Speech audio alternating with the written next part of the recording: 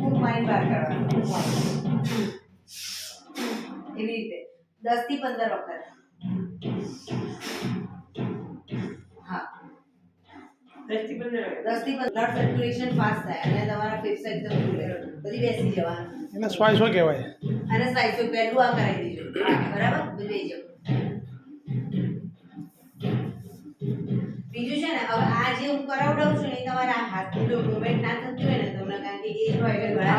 હાથ દુખે બરાબર હાથ દુખે ને તો એ હાથની મૂવમેન્ટ નહીં કરવાની હાથ નહીં હલાવવાના એમને વધે શ્વાસ નાકેથી લેવાનો અને નાકેથી બહાર પેલામાં આપણે શું કરતા હતા મોઢેથી બહાર કાઢતા હતા ને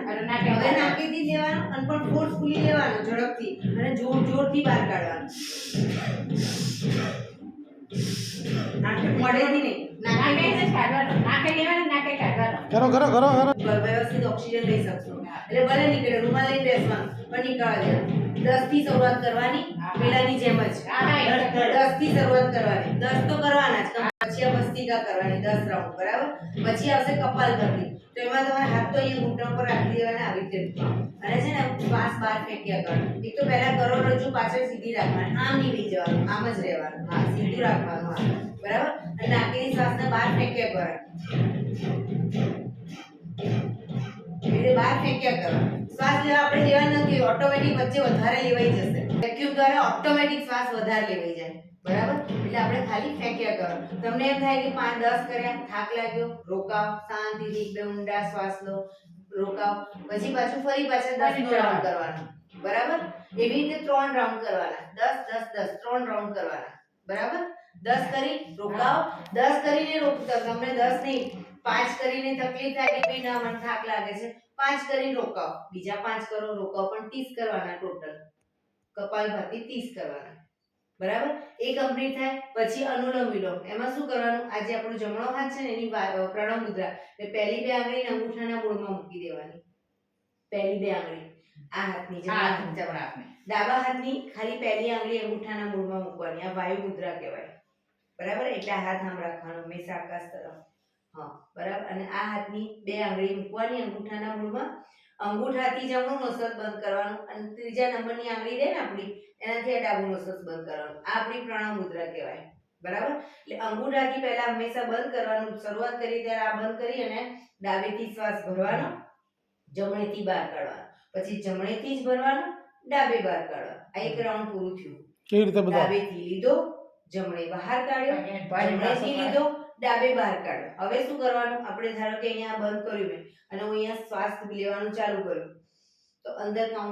ગણતરી કરવાની 1 2 3 4 સેકન્ડમાં શ્વાસ લેવાઈ ગયો મારે બરાબર પૂરેપૂરો ધીમે ધીમે લેવાનો આપણે ઝડપથી નહીં 4 સેકન્ડમાં શ્વાસ લેવાઈ ગયો પછી આ બંધ કરી અને ધીરે ધીરે ધીરે 6 સેકન્ડમાં બહાર કાઢવાનો 3 માં ભરાતો હોય તો 5 સેકન્ડમાં બહાર કાઢવાનો 2 સેકન્ડમાં જ ભરાતો હોય તો આપણે 4 સેકન્ડમાં બહાર કાઢવાનો એટલે બહાર કાઢવાનો ટાઈમ વધારે લેવાનો શ્વાસ લઈએ ને એના કરતાં બહાર કાઢવાનો ટાઈમ વધારે લેવાનો ફરી પાછો અહીંથી લઈએ એટલે પાછું 4 સેકન્ડમાં લીધો તો આ બાજુ 6 સેકન્ડમાં બહાર કાઢ્યો 4 સેકન્ડમાં લીધો અહીંથી વધારે પણ એક અંદર કાઉન્ટ કરવાનું બરાબર અને શાંતિથી લેવાનું આંખો બંધ કરી એવા 10 થી 15 રાઉન્ડ કરવાના એ અનુલોમ વિલોમના 10 થી 15 એટલે તમારે શું કરવાનું એમને ધારો કે શરૂઆતમાં જોઈ લે તમે શ્વાસ ભરો તું એક વખત કરીને બતાય એક વખત કરીને બતા કઈ રીતના આંગળી રાખવાની 1 2 3 4 હવે આ બાજુ બંધ કરી 1 2 3 4 5 6 ફરી ત્યાંથી જ લેવાનું અને અંગૂઠાથી દબાવી પછી ત્રીજા નંબરની આંગળી છે આ દબાઈ દેવાનું પેલી બાજુથી બહાર કાઢવાનું અંગૂઠો ખોલી દેવાનો આમ જવાબ હા આ રીતે એમ હા હા વન લીધો પછી આ બાજુ દબાઈ દેવાનું આ બાજુથી ટચલી આંગળી અરે ટચલી નહીં પેલી બીજી આ બે આંગળી થોડી દેવડી ગઈ બરાબર એટલે સૌથી પહેલા અને છોડો ને તમે ભરો 1 2 3 4 હવે આ દબાઈ બહાર કાઢો 1 2 3 4 5 6 હવે ત્યાંથી જ ભરો ત્યાંથી જ 1 2 3 4 હવે બહાર કાઢો બાજુથી 1 2 3 4 5 6 ભરો ત્યાંથી 1 2 જ્યાંથી કાઢો બીજામાં નાકેથી લેવાનું નાકેથી જ બહાર કાઢો પેલા કાઢવાનો પછી એ હિંગ ત્યાં લેવાના. ત્યાંથી ત્યાં. હા, અને બીજી બાજુથી પછી આ ભરીને પાછો ઓળખો કાઢવાનું. આવડી એને અનુલોમ વિલોમ કહેવાય. હવે બીજી એક છેલ્લી એક કરાવ છે, બેસ્ટ છે, ફેફસા માટે બેસ્ટ છે. એમાં શું કરવાનું? કટકે કટકે 4 વખત કે 5 વખત જેટલી વાર શ્વાસ લેવાય એટલી વાર કટકે કટકે લઈ અને મોઢેથી ફૂંક મારવાની આ રીતે.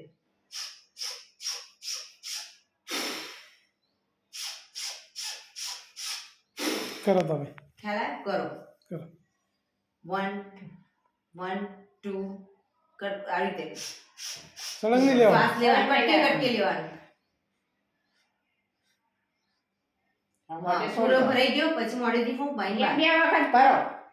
વધારે ના ભાઈ કટકે કટકે 5 વખત ભરવા એટલે આખો ભરાઈ જાય પછી ફૂંક મારી બહાર કાઢી દેવાનું. એક જ કરાવ. ભરવાનું 4-5 4 5 હા. અને તમને 2 વખત ભરે તો 2 વખત પહેલા ભરવાનું પછી 3 વખત ભરવાનું બીજા દાડે એવું જ કરવાનું બરાબર એમને ફાવે એટલા એટલા કરવાનું તમારા ફેફસા માટે.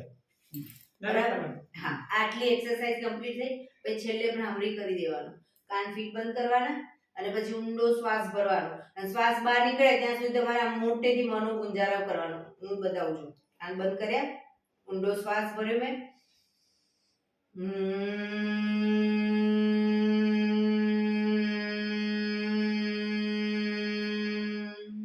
મારો શ્વાસ બહાર નીકળ્યો ત્યાં સુધી મેં મોટેથી ગુંજારો કર્યો. આપણે જે ઓક્સિજન લીધો ને ભર્યો એટલે ઓક્સિજન એટલે તરત આપણે ગુંજારણ ચાલુ કરીએ એટલે આપણી મગજની નસો છે ને એ બધી એક્ટિવ થઈ જાય. કારણ કે ગુંજારો કરીએ એટલે મગજની નસોમાં વાઇબ્રેશન ચાલુ થાય એટલે ત્યાં પૂરેપૂરો ઓક્સિજન પહોંચે એટલે તમને એ બેસ્ટ છે. તમારે ત્યાં ઓક્સિજન પહોંચશે તો એ વ્યવસ્થિત કામ કરશે તો ફેફસા બધું મજબૂત થશે. બરાબર. એટલે છેલ્લા 5 થી 10 વખત ભ્રામરી કરી દેવાનું.